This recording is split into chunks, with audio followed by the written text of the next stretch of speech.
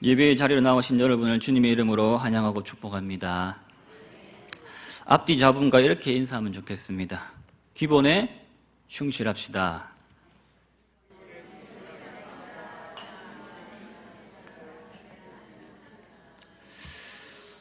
기본에 충실한 저와 여러분이 복된 인생인 줄로 믿으시기 바랍니다. 기본이 뭐라고요? 기본이 뭐라고 하셨죠? 지난 목사님 설교하신 거 기억나십니까? 기본을 잘 지켜야 되는데 기본이 뭐라고요? 네, 크게 말씀하십시오.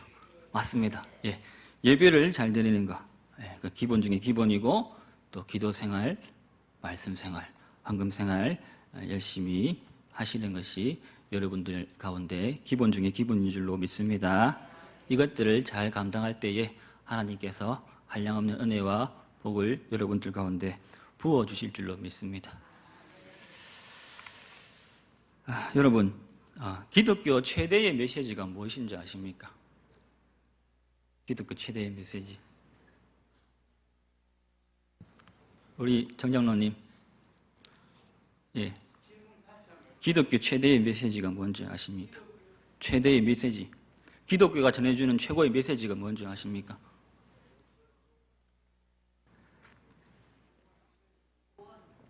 예, 구원. 맞습니다. 예, 근데 바로 회개하라는 겁니다. 회개하라.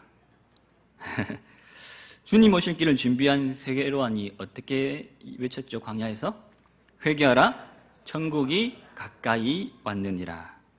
예수님도 공생애를 시작하시면서 뭐라고 선포하셨죠? 회개하라, 천국이 가까이 왔느니라. 똑같아요.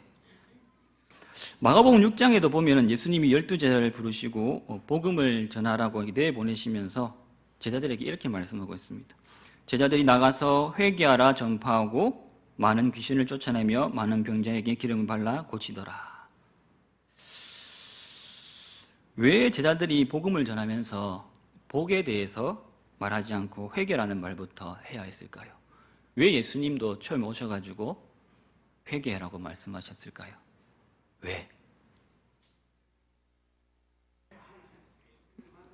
맞아요. 예, 맞는데. 예. 만약 예수님을 믿으면 어떤 복을 받게 될 것인지를 먼저 증거를 했다면 더 많은 사람들이 이 제자들의 외침에 귀를 기울였을지도 모르겠습니다. 그런데 어리석게도 회개라는 말부터 그렇게 하라고 말씀을 하셨습니다. 회개하라는 말 듣고 좋아하는 사람 아무도 없겠죠. 당신은 죄인입니다. 회개하십시오. 좋습니까? 여러분 죄인이에요. 대단히 싫어하시더라고. 이렇게 이해하면 눈빛부터가 막 달라집니다. 저거면서 왜 그 많고 많은 축복의 말씀들을 놔두고 듣는 사람들에게 거부감이나 부담을 주는 회개하라는 말부터 외쳤을까요? 이유는 간단합니다. 정말 간단합니다. 맞아요. 회개하는 것이 하나님의 방법이기 때문에 그렇습니다. 회개는 하나님의 사람이 되는 길입니다. 하나님의 은혜에 들어가는 관문이며 하나님의 나라에 들어가는 문턱이기 때문에 그렇습니다. 회개하라, 천국이 가까이 왔다. 회개해야지 천국에 들어갈 수 있다. 간단한 원리죠. 그래서 세례요한도 예수님도 그렇게 회개하라고 외친 것입니다. 회개가 없다면 예수님의 십자가도 없습니다. 여러분, 죄를 고백하는 것이 복의 시작인 줄로 믿으시기 바랍니다. 회개는 듣기 싫은 말이 아니라 사실 복이 되는 말이고 살리는 말입니다. 회개는 심판이 아니라 축복이기 때문에 그렇습니다. 그래서 회개는 기독교가 전하는 최대의 메시지가 되는 것입니다. 여러분은 저와 함께 지난 3번의 수요 예배 시간에 요나스의 말씀을 나누었습니다. 이렇게 빨리 설교할 기회가 찾아올지는 몰랐습니다. 저는 이제 올해는 이제 안 하겠지라고 방심을 하고 있었는데 뜻밖에도 이렇게 설교할 기회가 주어져서 참 하나님께 감사드리고 여러분들에게도 참 고마움을 느낍니다. 지난 본문에서 요나가 어떤 일을 경험했죠? 기억나십니까? 예, 물고기 뱃속에서 구원받은 요나에게 하나님께서 두 번째 소명을 맡기시는 장면, 그 장면까지 우리가 함께 살펴보았습니다.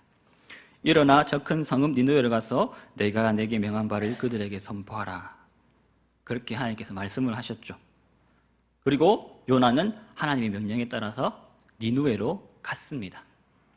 네, 그까지 우리가 함께 살펴봤고, 그리고 오늘 본문에서부터 시작되는 내용을 보면은 선지자 요나가 니느웨 성을 다니면서 뭐라고 얘기합니다. 뭐라고 얘기합니까? 4절 보시면은 40일이 지나면 니느웨가 무너지리라. 그렇게 선포를 하고 있습니다.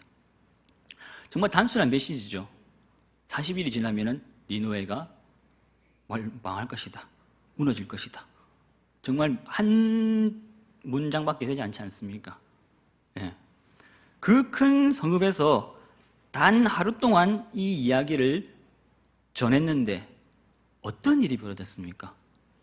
어떤 일이? 요나의 말을 들은 니느웨 사람들이 뭘 했다고요? 예, 놀라운 일입니다. 회개하며 금식하는 역사가 나타났다고 성경은 말씀하고 있습니다.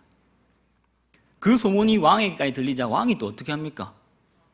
예, 왕도 보좌에서 일어나서 왕복을 벗고 굵은 베옷을 입고서 제위에 앉아서 하나님 앞에 자신의 죄를 고백하는 놀라운 일들이 일어납니다. 예, 왕은 대신들과 함께 사람은 물론이거니와 짐승들에게까지 금식을 선포하고 온 나라가 하나님 앞에 두 손을 들고 힘써 하나님께 부르짖을 것이며 각기 악한 길과 손으로 행한 강포에서 떠날 것이라고 무엇을 내려요? 조서를 내리고 있는 것까지 보게 됩니다. 이런 모습을 보시고 하나님께서는 뜻을 돌이키셔서 니느웨가 멸망하지 않도록 하셨습니다. 그 성을 용서해 주시겠다고, 재앙을 돌이키시겠다고 오늘 본문은 말씀을 해주고 있습니다. 많은 사람들이 동화 피노키오에서 나올 법한 이 요나가 물고기 뱃속에 3일을 지낸 사건, 이 사건을 보면서 우와 신기하다, 믿지 못하겠다, 기적이다, 이렇게 이야기들 많이 한다고 합니다. 근데 진짜 기적은 바로 오늘 우리가 읽은 이 본문이라는 사실입니다. 요나가 물고기 뱃속에 3일 있는 거 그거 아무것도 아닙니다. 하나님께서 하시면 하시는 거잖아요. 그런데 니느웨 백성들이 요나의 그 짧은 외침을 듣고 회개했다는 이 사실이 바로 정말 진짜로 참말로 기적이라는 사실입니다. 하나님은 이 회개한 요나, 다시 돌아온 요나를 통해서 니느웨의 이방 백성들도 회개를 시키셨습니다. 이것은 요나의 물고기 뱃속에서의 체험이 니느웨 백성들에게 하나의 이음매로 작용을 했다는 것입니다. 나도 하나님 앞에 회개하고 돌아오게 되면은 요나처럼 구원받을 수 있다. 그겁니다. 그래서 요나의 사역이 니느웨의 많은 사람들을 주께로 돌아가게 하는 부흥을 일으켰다는 것입니다. 요나는 니느웨 백성들에게 표적이 되었어요. 표적. 누가복음 11장 30절에 보시면은 이렇게 말씀하고 있는 것을 보게 됩니다. 요나가 니느웨 사람들에게 표적이 된 것 같이 이렇게 기록이 되어 있어요. 요나 선지자는 큰 죄를 지었지 않습니까? 하나님의 말씀을 불순종하고 다시스로 도망을 가버려요. 근데 하나님의 은혜로 다시금 물고기 뱃속에서부터 구원을 받지 않습니까? 하나님의 은혜, 그 구원의 능력으로 용서받고 다시 살아나게 된 하나의 산 표본이 바로 요나였다는 것입니다. 따라서 이 요나가 선포하는 그 말씀은 비록 심판의 메시지였지만은 니느웨 백성들에게는 하나님의 용서와 구원의 가능성을 보여주는 희망적인 경고였다는 것입니다. 즉 니느웨 백성도 회개하면 요나처럼 용서받을 수 있고 구원받을 수 있다는 그런 매우 고무적인 메시지가 전해졌다는 것입니다. 니느웨 백성들은요, 이 같은 요나의 하나님을 믿었습니다. 물고기 뱃속에서 구원받은 요나 선지자의 생애가 너무나도 뚜렷한 증거가 되었기 때문에 얼마나 놀라웠겠습니까? 3일 물고기 뱃속에 있던 요나가 기적적으로 탈출을 했다는데 그게 하나님의 은혜로 되었단다. 근데 그 사람이 와가지고 우리 성읍에 와가지고 40일이 지나면 니느웨 성이 무너지겠단다. 그렇게 얘기하더라. 그 얘기를 듣고 사람들이 어떻게 해요? 우리도 회개해야 되겠다. 그런 현상이 지금 일어났다는 것입니다. 놀랍지 않습니까, 여러분? 그냥 이렇게 듣고 말할 그런 내용이 아닙니다. 엄청난 내용입니다, 이거는. 엄청난 사람들이 지금 구원받고 있지 않습니까? 요나 한 사람을 통해서. 기적 중에 기적이 지금 바로 일어났다는 것입니다. 이런 의미에서 저와 여러분들도 마찬가지겠죠. 우리의 삶은 불신자들에게 하나의 표적이 될 수가 있다는 것입니다. 성도들도 구원받기 전에는 요나처럼 니느웨 백성들처럼 진노의 자녀들이었습니다. 그렇죠? 죄악 가운데 있던 사람들, 죽을 수밖에 없던 그 죄인들이었지 않습니까? 그런데 예수님의 십자가를 믿고 어떻게 됐습니까? 저와 여러분은 구원받지 않았습니까? 예. 회개한 죄인들에게 하나님은 진노 대신에 의와 용서와 영생을 주셨습니다. 하나님은 거룩하셔서 죄에 대해서는 분명히 심판하시는 분이십니다. 그러나 거룩하신 하나님은 또한 자비하시기 때문에 이와 같은 소망의 문을 열어주시는 그런 분이십니다. 이 양측면의 하나님의 속성, 공의와 사랑, 이거는 예수님의 십자가에 정말로 분명하게 드러나고 있는 것을 우리가 보게 됩니다. 예수님은 우리들의 죄 때문에 십자가에서 저주를 받았습니다. 그 결과 우리들은 율법의 저주에서 해방되었죠. 그래서 예수님의 십자가의 죽음은 하나님의 공의를 대변해주고 그 피로 얻게 되는 하나님과 우리 사이의 화평은 하나님의 사랑을 증명하고 있는 것입니다.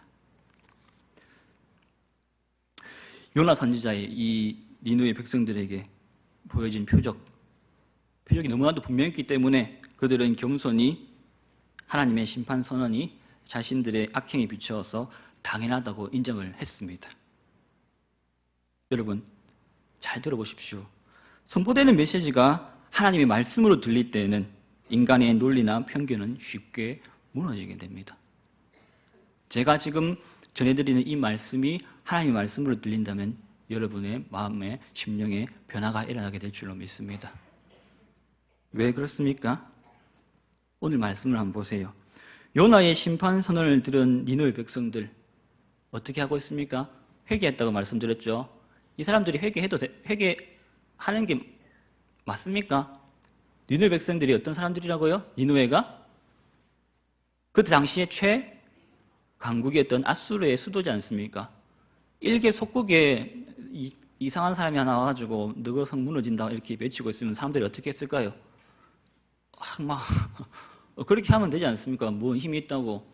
그렇게 해도 되는데 그 얘기를 듣고 어떻게 합니까? 회개를 했어요.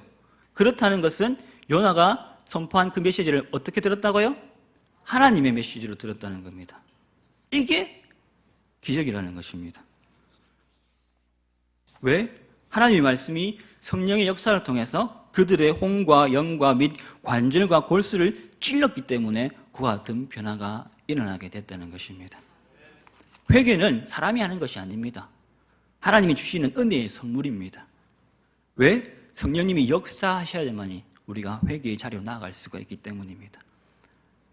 그들에게는 마음속에 죄에 대한 인식, 나는 죄인이구나, 나는 하나님께 불순종했구나, 그런 인식과 하나님을 믿는 믿음이 생겨났기 때문에 회개가 일어났던 것입니다. 그런데 그것이 무엇으로부터? 요나의 메시지, 다시 말해서 하나님의 말씀을 들음으로 그 회개가 시작되었다는 것입니다. 그래서 말씀을 들어야 되는 것입니다. 아멘입니까?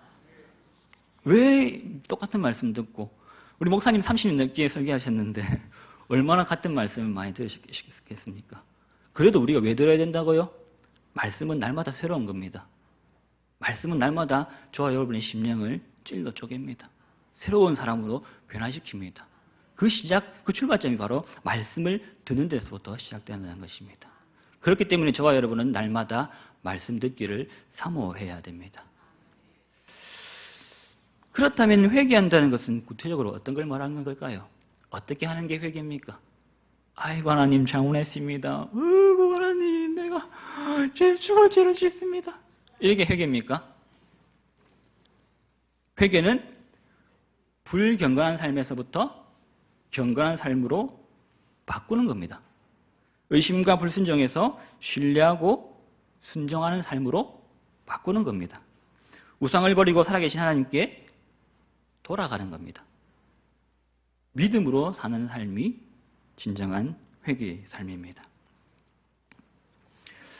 하나님을 알지 못하고 자기만 믿고 살아온 사람이 이제는 하나님을 믿고 그 말씀을 따라서 하나님 중심으로 그렇게 삶 가운데 자기 자신을 부인하고 살아가는 삶, 그것이 바로 회개한 삶이라는 것입니다.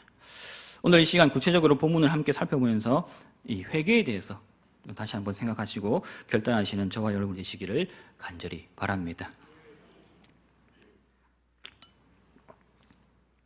먼저 본문 5절 말씀을 보시겠습니다. 우리 함께 읽어볼까요? 니느웨 사람들이 하나님을 믿고 금식을 선포하고 높은 전인들을 막론하고 굵은 베옷을 입은지라. 니느웨 사람들이 이 요나의 메시지를 듣고 회개하는 장면입니다. 어떻게 하고 있어요?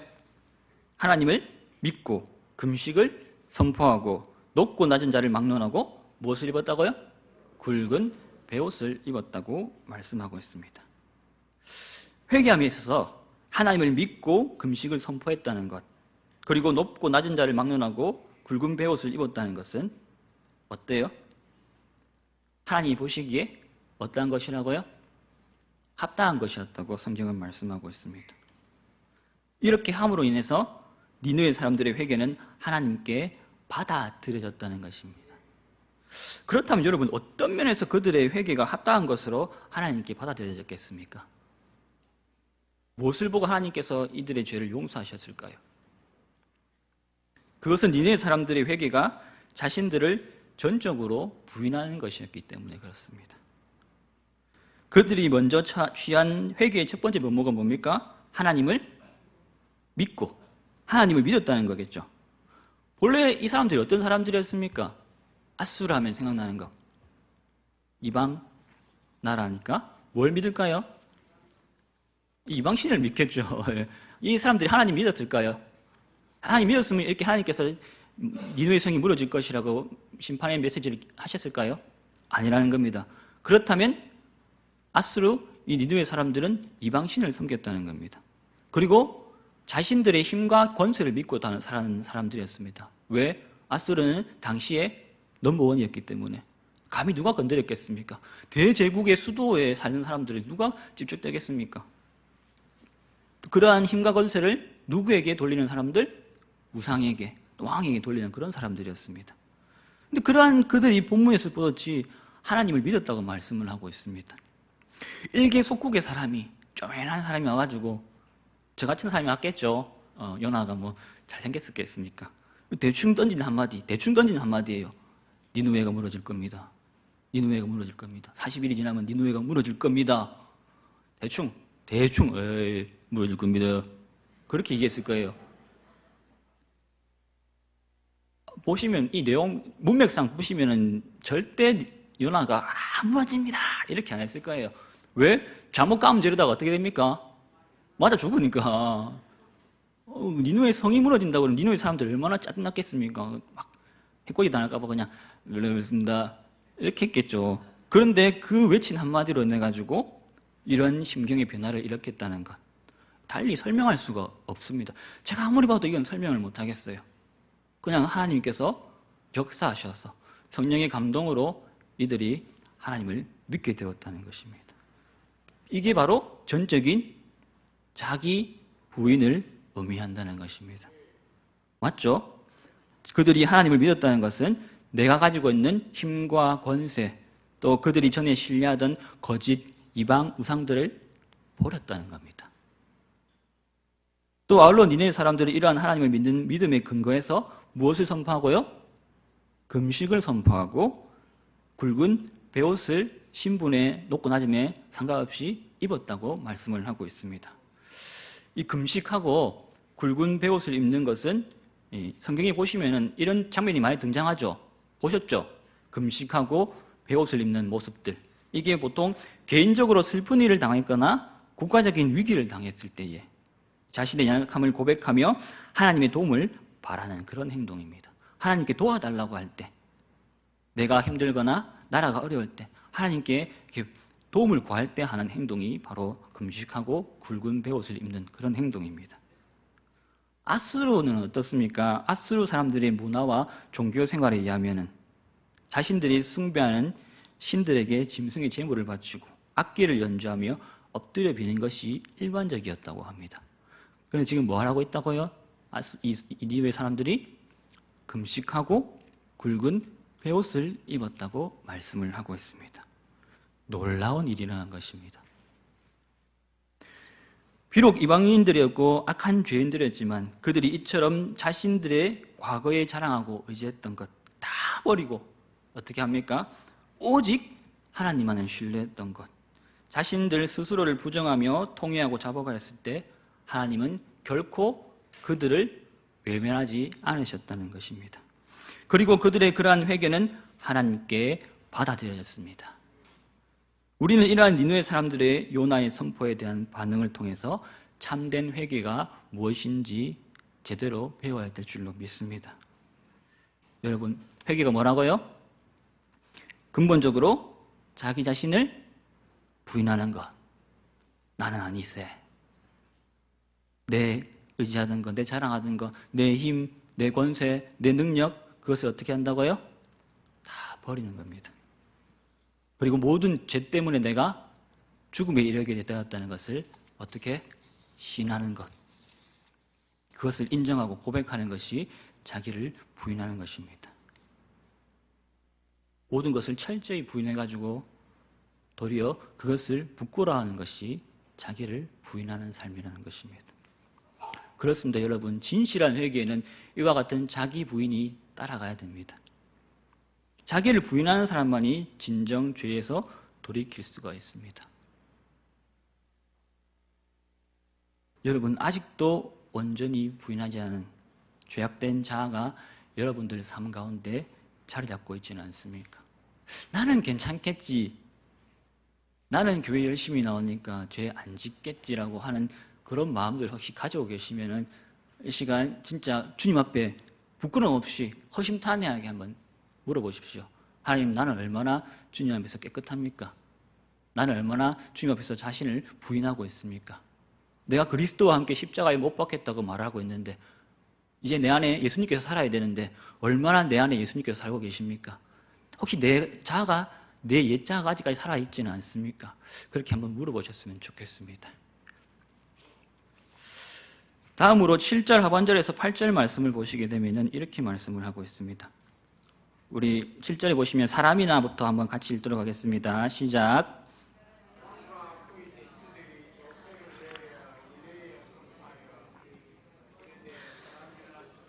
물도 마시지 말 것이며 사람이든지 짐승이든지 다 굵은 베옷을 입을 것이요 힘써 하나님께 부르짖을 것이며 각기 악한 길과 손으로 행한 강포에서 떠날 것이라. 아멘. 니느웨 사람들이 이 요나의 외침을 듣고 어떻게 했다고요? 하나님을 믿고 금식을 선포하고 굵은 베옷을 입었다.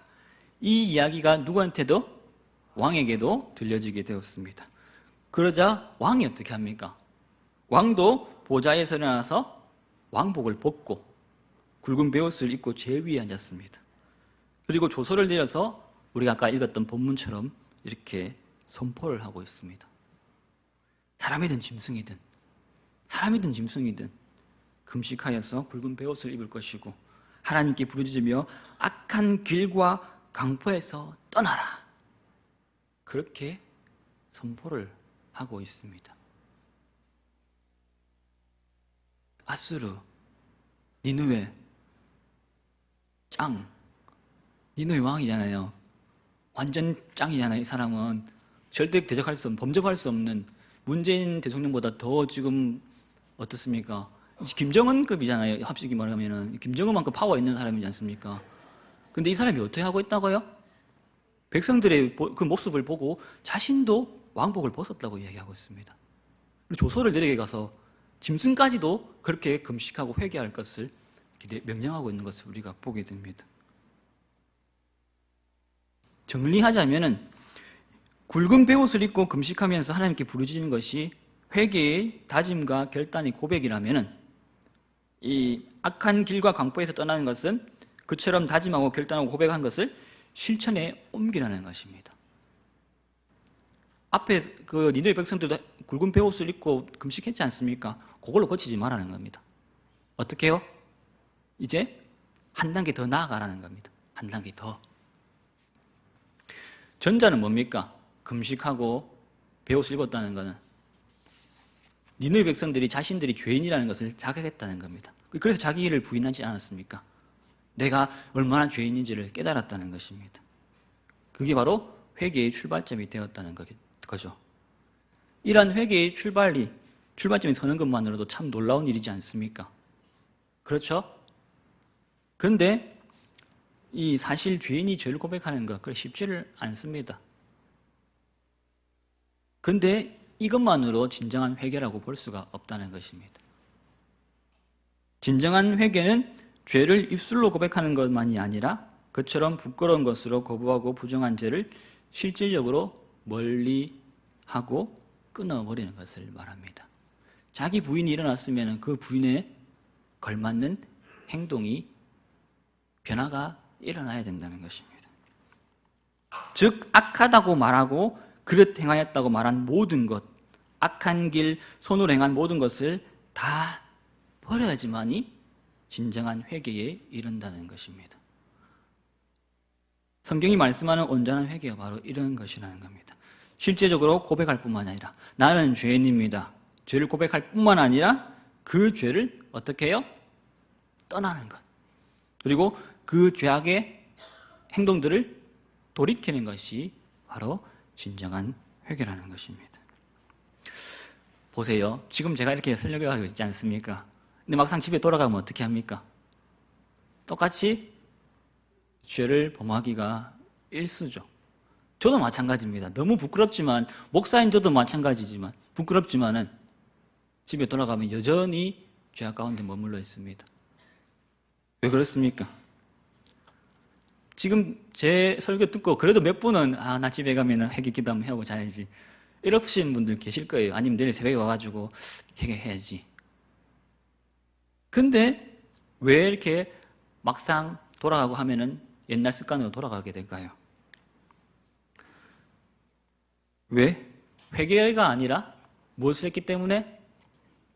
후회를 했기 때문에 그런 겁니다. 후회를 했기 때문에. 회개가 뭐라고요?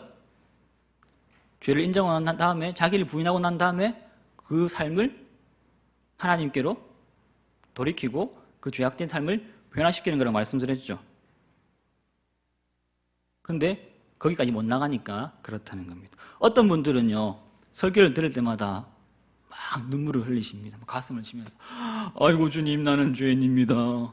실질적으로 이런 분을 봤습니다. 제가 설교를 들을 때마다, 찬양할 때마다, 기도하실 때마다, 기도할 때마다 울어요. 왜 그래 우는지 몰라요. 네, 진짜 대표 기도 하시는데도 올라가서 기도하는데 진짜 눈에서 눈물이 안 거쳐가지고 대표 기도 다음부터는 대표 기도 안 시킬 정도로 그렇게 눈물을 흘리시는 분을 봤습니다. 그분이 잘못됐다는 건 결코 아닙니다. 그런데 이런 눈물, 이런 현상들은 자칫 잘못하면은 자기 눈물에 자기가 속는 그런 경우가 될 수도 있다는 것입니다. 눈물을 흘리는 것으로 자신이 변화되었다고 생각하는 것이죠. 눈물을 흘려가지고.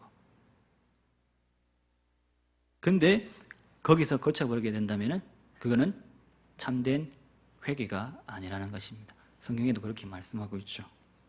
그것은 단지 감상이고 낭만일 뿐입니다.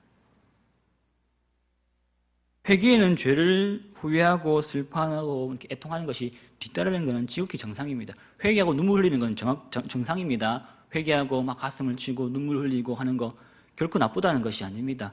그런데 뭐라고요? 그것으로 그쳐버리면 안 된다는 겁니다. 내 잘못을 인정을 하고 난 다음에 내가 짓고 있는 그 죄악들, 옛 습관들을 어떻게 해요? 버려야 된다는 겁니다. 버리고 멀리하고 그러한 노력이 조금이라도 우리 가운데 나타나야 된다는 것입니다. 물론 우리가 한번 회개했다고 해서 계속해서 죄를 안 짓는 것은 아니죠. 그렇지 않습니까? 여러분들이 구원받았다고 해서 예수님이 십자가를 통해 가지고 죄산 받았다고 해서 여러분들이 죄를 안 짓는 건 아니에요. 왜? 아직도 구원받을 날을 기다리는 이 육신을 지니고 있기 때문에 어쩔 수가 없어요. 그렇게 얘기하면 안 되지만 연약하기 때문에 죄의 유혹에 쉽게 빠지는 것이 어찌 보면 당연합니다. 그래서 말씀 듣고 기도하고 그러지 않습니까? 그러나 하나님이 주시는 회개를 받은 사람, 그 회개에 대해서 진짜 내가 회개해야 되겠다, 그 깨달음이 오는 사람은 조금의 변화라도 있기 마련이라는 것입니다. 그냥 그것을 거치게 된다면 회개가 안 되지만은 그래도 그 말씀을 듣고 내가 그 깨달음을 얻었을 때에 내가 조금이라도 변하고자 하는 노력이 수반된다면 그것이 참된 회개가 될 수 있다는 것입니다. 죄 짓는 것이 싫어지게 되고 어떻습니까? 하나님이 기뻐하시지 않는 습관들을 잘라버리려고 노력을 하고 하나님께 더 기도하려고 내가 오늘은 1분 했으니까 내일은 10분 해야지. 그런 마음들이 생기는 것이 회개에 합당한 열매를 맺는다는 것입니다. 근데 그게 우리의 힘으로 안 돼요. 누구의 도움으로? 우리 성령님의 도움으로. 그래서 우리가 기도하는 거고 말씀 보는 거고 말씀을 듣는 것입니다. 어렵죠? 저도 되게 쉬운 줄 알았어요. 회개하고 죄 사함 받으라. 성경에는 그런 것밖에 없지 않습니까? 구원받으려면 어떻게? 회개하라. 회개하면 되겠네. 이렇게 생각을 했는데 막상 진짜 이 회개에 대해서 연구해보고 말씀을 깊이 묵상해보니까 이 회개한다는 것이 결코 쉬운 것이 아니구나라는 것을 깨닫게 됩니다. 그렇기 때문에 이 니느웨 백성들은 엄청나다는 겁니다. 여러분, 그냥 이렇게 한번 보고 지나가야 될 그런 말씀이 아니라 이 말씀을 통해서 우리가 도전받아야 될 줄로 믿습니다. 여러분, 본문 8절에서 니느웨 왕은 백성들에게 이렇게 이야기하고 있죠. 힘써 하나님께 부르짖을 것을 촉구하고 있습니다. 그렇죠? 8절에 보시면은 그렇죠. 사람이든지 짐승이든지 다 굵은 뼈옷을 입을 것이요. 어떻게 해요? 힘써 하나님께 부르짖을 것이며. 왜 부르짖으라고 말하고 있습니까? 왜냐하면 9절에 보시면 뭐하고? 하나님이 뜻을 돌이키시고 멸망하지 않게 하실 것이라는 소망이 누구한테 있었다고요? 니느웨 왕에게, 이방 나라의 왕에게 있었다는 것입니다. 그리고 뭐라고 얘기합니까? 멸망하지 않게 하시리라. 그렇지 않을 줄 누가 알겠느냐? 이 얘기는 왜 했을까요? 왜 그렇지 않을 줄은 누가 알겠느냐? 보세요. 니느웨 백성들이 뭘 했다고 했죠? 다시 말씀드리면 하나님을 믿고 금식하고 굵은 벼옷을 입었다고 했죠. 한술 더 떠가지고 왕은 어떻게 해요? 왕도 옷 벗고 조서까지 딱 내려가지고 짐승까지 회개하라고 얘기를 했죠. 그렇죠? 그러면 어떻게 해요? 당연히 용서받겠지. 그렇게 돼야 되는데 그게 아니라는 겁니다. 어떻게 하고 있습니까? 혹시 개역 한계를 보면 이렇게 기록되어 있어요. 옛날 성경책에 보면은 하나님이 혹시 뜻을 돌이키시고 이렇게 표현되어 있습니다. 혹시나. 이게 뭐예요? 주권이 어디 있다? 예, 그렇습니다. 하나님께 있다는 겁니다. 구원은 인간의 공로에 의해서 주어지게 되는 겁니까? 아니죠. 구원은 누가 주시는 겁니까? 하나님이 어떻게 해요? 값없이 주시는 은혜의 선물이지 않습니까? 선물을 뭐 받고 줍니까? 어때요? 우리 원영이, 멍경이한테 우리 집사님 두 분이서 선물 주실 때 어떻게 줍니까? 그냥 주죠. 예. 하나님도 마찬가지라는 겁니다. 예. 뭘 해가지고 주는 게 아니라는 겁니다. 만약에 제 같으면 제가 이렇게 했으면 하나님 제가 이렇게까지 했는데 왕인데 쪽팔리게 옷까지 다 벗고 제 위에 앉아가지고 하나님 용서 구했는데 한번 용서해 주이소 그렇게라도 했을지 모르겠습니다. 근데 어떻게 합니까? 니느웨 왕은 그렇게 해놨다는 겁니다. 혹시라도 하나님께서 뜻을 돌이켜서 재앙을 망하지 않게 하실지 않을까? 그렇게 이야기하고 있습니다. 이게 뭐라고요? 모든 주권이 하나님께 있다는 겁니다. 그 겸허함, 발음이 안 되네요. 겸허함에 표현한 겁니다. 혹시나 하나님이 우리 죄악을 보시고 한번 돌이켜 주시지 않을까? 우리들이 받는 은혜의 근거가 뭡니까? 하나님의 사랑이지 않습니까? 그게 무엇으로 표현되었죠? 예수 그리스도의 십자가로 표현되었습니다. 그래서 하나님께 은혜 있기를 바라는 사람들은 어떻게 해야 되냐면 누가복음 15장에 누가 나옵니까? 그렇죠. 구약의 탕자가 요나라면 신약의 탕자는 누가복음 15장이 그 돌아온 아들이지 않습니까? 그 아들이 어떻게 해요? 한번 생각해 보세요. 쥐염 열매라도 묻고 내가 살아야 되겠나 해가지고 아빠한테 한번 가보자 해가지고 갔을 때 어떻게 합니까? 아버지가 어떻게 해요? 아들을 품어주지 않습니까? 예. 그때 아들이 어떻게 합니까? 아빠한테 용서받았다. 이렇게 합니까? 아니죠. 예. 정말 겸손하게 들어가지 않습니까? 아버지, 내가 품꾼에 하나라도 되면 참 좋겠습니다. 용서해 주이소. 예. 진짜 그렇게만 돼도 감지덕지 할 것이라고 그런 마음을 가지 않습니까? 내가 회개했으니까, 내가 아빠한테 용서 구했으니까 다시 해도 막 이렇게 했습니까? 아니라는 겁니다. 아들이 신분을 회복했으면 그만큼 힘이 다시금 돌아왔다는 거지 않습니까? 그런데 어떻게 해요? 아들은 용서받고 난 다음에도 그냥 그저 그렇게 아버지 감사합니다. 그런 모습으로 그렇게 나타난 것을 우리가 말씀을 통해서 볼 수가 있습니다. 그리고 이런 니느웨 왕의 모습도 마찬가지라는 겁니다. 이런 표현이 바로 참된 회개와 겸손의 표현이라는 것입니다. 내가 회개 기도했다고 해서 회개 용서 받는가 안 받는가? 그거는 주권이 누구에게 있다고요? 하나님께 있기 때문에 우리는 그저 용서 받을 마음으로 간절히 간구를 해야 된다는 것입니다. 그럴 때 하나님께서는 이와 같은 은혜를 베풀어 주신다는 사실입니다. 자, 이제 다 나왔습니다. 제가 말씀드릴게요.